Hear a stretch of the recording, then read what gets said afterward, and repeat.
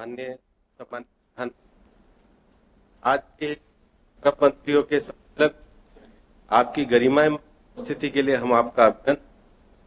एक बार आपकी उपस्थिति खड़े कर अभिनंदन आप करते।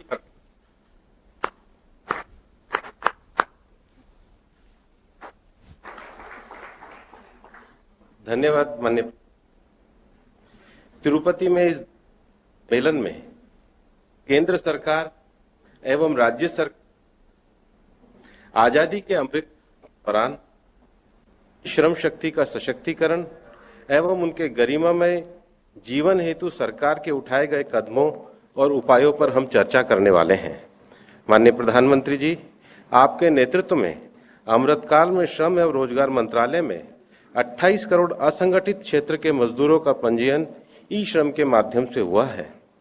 इस पंजीकरण में 400 से ज्यादा पंजीकरण कराया है। श्रम मंत्रियों के सम्मेलन में संवाद के द्वारा हम प्रधानमंत्री श्रम योगी मानधन योजना, प्रधानमंत्री सुरक्षा बीमा योजना, प्रधानमंत्री जीवन ज्योति बीमा योजना एवं राज्य सरकारों द्वारा इन योजनाओं में ई श्रम के साथ जोड़कर असंगठित क्षेत्र के कामगारों के लिए सरकार की सामाजिक सुरक्षा के अधिकतम विस्तार की चर्चा करने वाले हैं।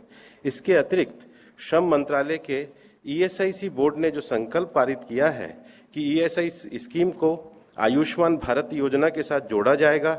विगत दिनों में हुए ईएसआईसी के उच्च अधिकारियों के चिंतन शिविर में निर्णित किया गया कि देश के आकांक्षी जिलों में ईएसआईसी का विस्तार वर्ष के अंत तक किया जाएगा।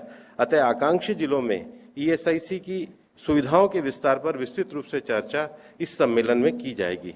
माननीय प्रधानमंत्री जी, श्रम कल्याण की आपकी नीतियों से जहां देश में नए श्रम कानूनों के माध्यम से श्रम सुधारों को बढ़ावा दिया गया है, वहीं सामाजिक सुरक्षा का दायरा बढ़ाकर कल्याणकारी राज्य की नींव को मजबूत करने के आवश्यक कदम उठाए गए हैं।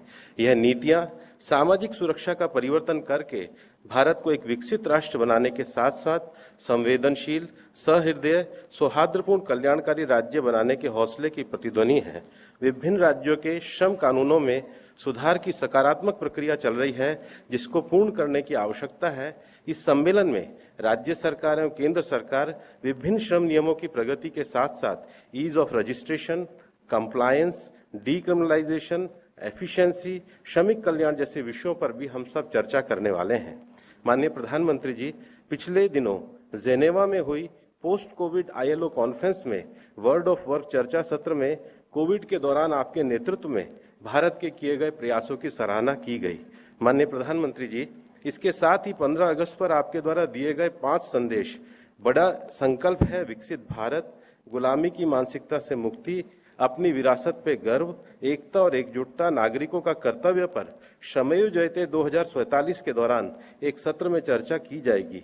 इस 2 दिवसीय सत्र में इन कार्य योजना और चर्चा के साथ साथ मोटिवेशनल सेशन, योग सत्र, सांस्कृतिक विषय और श्रम विभाग के वर्करों के ऑक्यूपेशनल सेफ्टी में लेकर के जो नई तकनीक आई है उन पर प्रदर्शनी का भी आयोजन किया गया है। हम आपसे आग्रह करते हैं कि आपका यह संबोधन 2 दिवसीय कार्यक्रम के लिए प्रेरक बनेगा। माननीय प्रधानमंत्री जी, मैं आपसे आग्रह करता हूं कि आप हम सबको संबोधित करके मार्गदर्शित करें। धन्यवाद।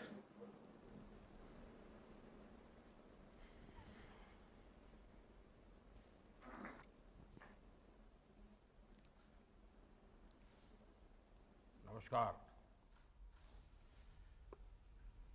चंडीगढ़ के एडमिनिस्ट्रेटर श्रीमान बनवारी लाल पुरोहित जी, केंद्रीय मंत्रिमंडल में मेरे सहयोगी श्री भूपेंद्र यादव जी, श्री रामेश्वर तेली जी, सभी राज्यों के आदरणीय श्रम मंत्रीगण, श्रम सचिवगण, अन्य महानुभाव, देवी और सज्जनों, सबसे पहले मैं भगवान तिरुपति बालाजी के चरणों में नमन करता हूं। जिस पवित्र स्थान पर आप सभी उपस्थित हैं, वो भारत के श्रम और सामर्थ्य का साक्षी रहा है। मुझे विश्वास है इस कॉन्फ्रेंस से निकले विचार देश के श्रम सामर्थ्य को मजबूत करेंगे। मैं आप सभी को और विशेष रूप से श्रम मंत्रालय को इस आयोजन के लिए बधाई देता हूं। साथियों, इस 15 अगस्त को देश ने अपनी आजादी के 75 वर्ष पूरे किए हैं। आजादी के अमृत काल में प्रवेश किया है। अमृत काल में विकसित भारत के निर्माण के लिए हमारे जो सपने हैं, जो आकांक्षाएं हैं, उन्हें साकार करने में भारत की श्रम शक्ति की बहुत बड़ी भूमिका है। इसी सोच के साथ देश संगठित और असंगठित क्षेत्रों में काम करने वाले करोड़ों श्रमिक साथियों के लिए निरंतर काम कर रहा है। प्रधानमंत्री श्रमयोगी मानधन योजना, प्रधानमंत्री सुरक्षा बीमा योजना, प्रधानमंत्री जीवन ज्योति बीमा योजना जैसे अनेक प्रयासों ने श्रमिकों को एक तरह का सुरक्षा कवच दिया है। ऐसी योजनाओं की वजह से असंगठित क्षेत्र के श्रमिकों के मन में ये भाव जगा है कि देश उनके श्रम का भी उतना ही सम्मान करता है। हमें केंद्र और राज्य के ऐसे सभी प्रयासों को पूरी संवेदनशीलता से एक साथ लाना होगा ताकि श्रमिकों को उनका अधिक से अधिक लाभ मिल सके। साथियों, देश के इन प्रयासों का कितना प्रभाव हमारी अर्थव्यवस्था पर पड़ा है, इसके साक्षी हम कोरोना काल में भी बने हैं। Emergency credit line guarantee scheme, इसकी वजह से लाखों छोटे उद्योगों को मदद मिली है। एक अध्ययन के मुताबिक इस स्कीम की वजह से करीब 1.5 करोड़ लोगों का रोजगार जाना था, वो नहीं गया, वो रोजगार बच गया। कोरोना के दौर में ईपीएफओ से भी कर्मचारियों को बड़ी मदद मिली। हजारों करोड़ रुपए कर्मचारियों को एडवांस के तौर पर दिए गए।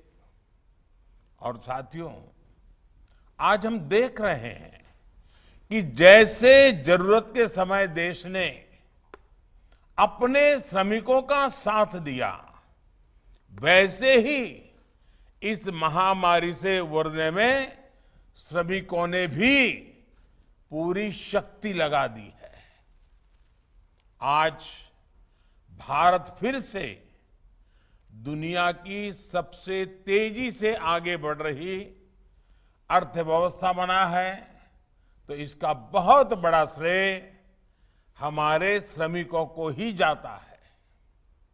साथियों, देश के हर श्रमिक को सामाजिक सुरक्षा के दायरे में लाने के लिए किस तरह काम हो रहा है, उसका एक उदाहरण ई श्रम पोर्टल भी है। ये पोर्टल पिछले साल शुरू किया गया था ताकि असंगठित क्षेत्र के श्रमिकों के लिए आधार से जुड़ा नेशनल डेटाबेस बन सके।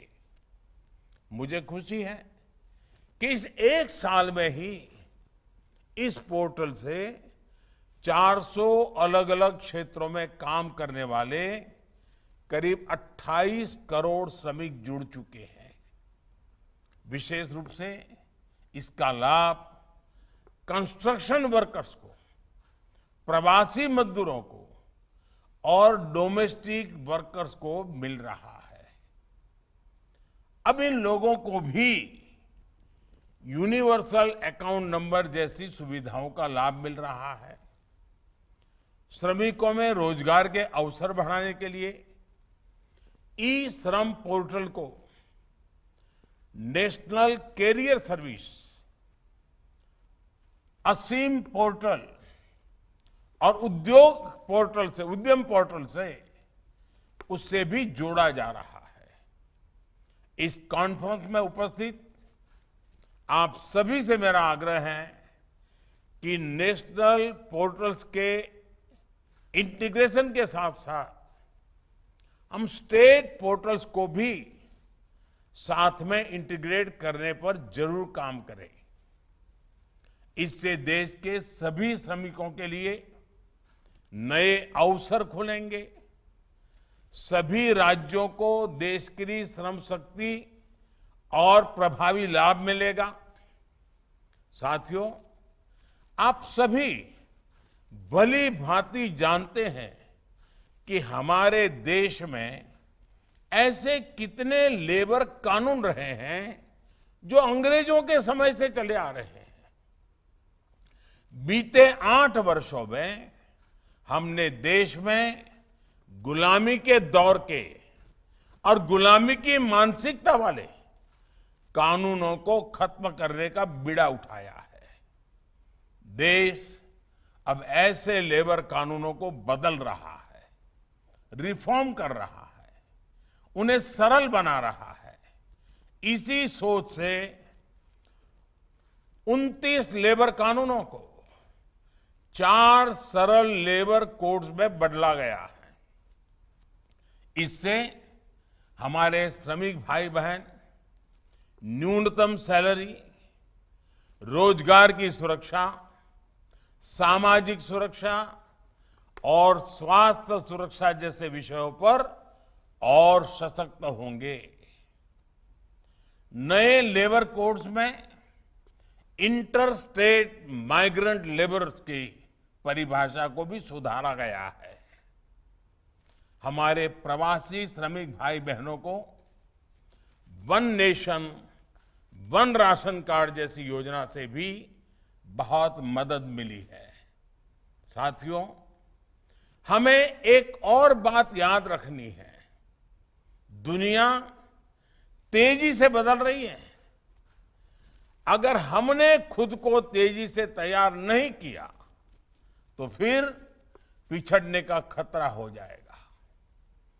पहली, दूसरी और तीसरी औद्योगिक क्रांति का लाभ उठाने में भारत पीछे रह गया था।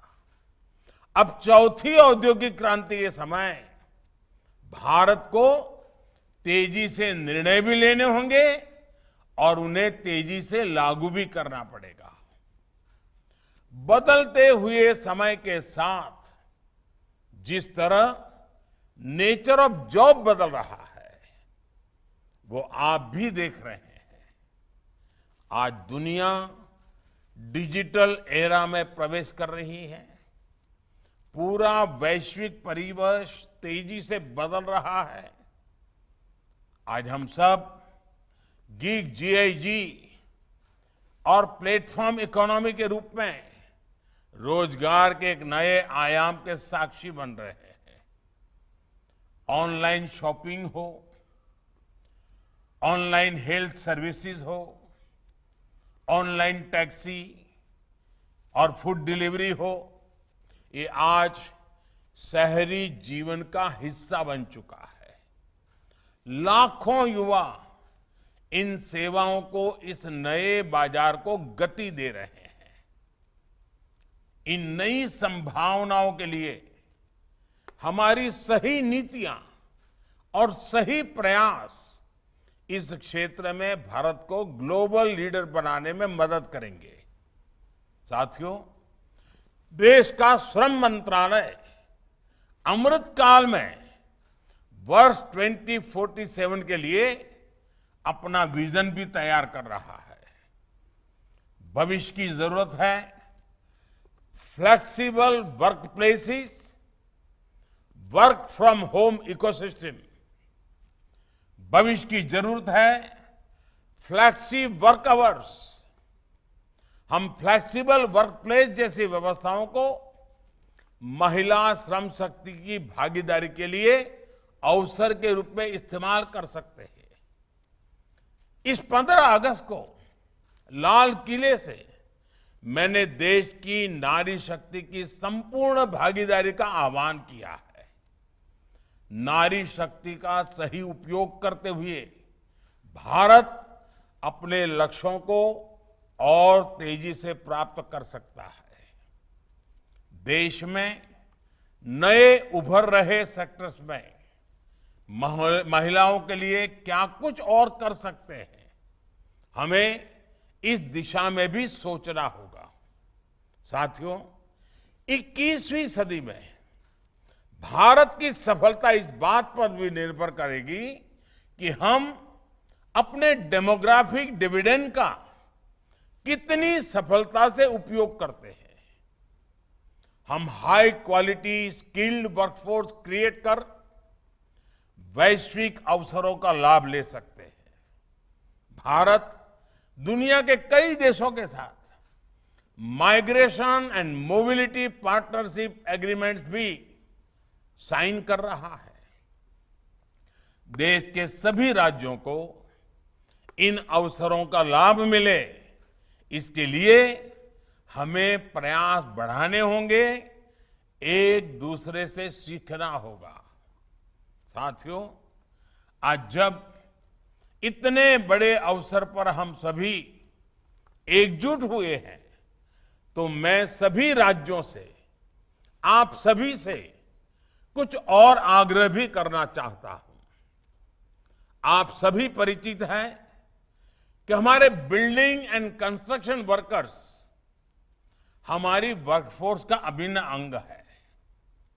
उनके लिए जिस सेस की व्यवस्था की गई है, उसका पूरा इस्तेमाल जरूरी है। मुझे बताया गया है कि इस सेस में से करीब 38,000 करोड़ रुपए अभी भी राज्यों द्वारा इस्तेमाल नहीं हो पाए हैं। ईएसआईसी, आयुष्मान भारत योजना के साथ मिलकर कैसे ज्यादा से ज्यादा श्रमिकों को लाभ पहुंचा सकता है, इस और भी हमें ध्यान देना होगा। मुझे विश्वास है कि हमारे ये सामूहिक प्रयास देश के वास्तविक सामर्थ्य को सामने लाने में अहम भूमिका निभाएंगे। इसी विश्वास के साथ आप सभी को बहुत बहुत धन्यवाद। और मुझे विश्वास है कि इन 2 दिवसीय चर्चा में आप नए संकल्प के साथ, नए विश्वास के साथ देश की श्रम शक्ति के सामर्थ्य को बढ़ाने में सफल होंगे। बहुत बहुत धन्यवाद।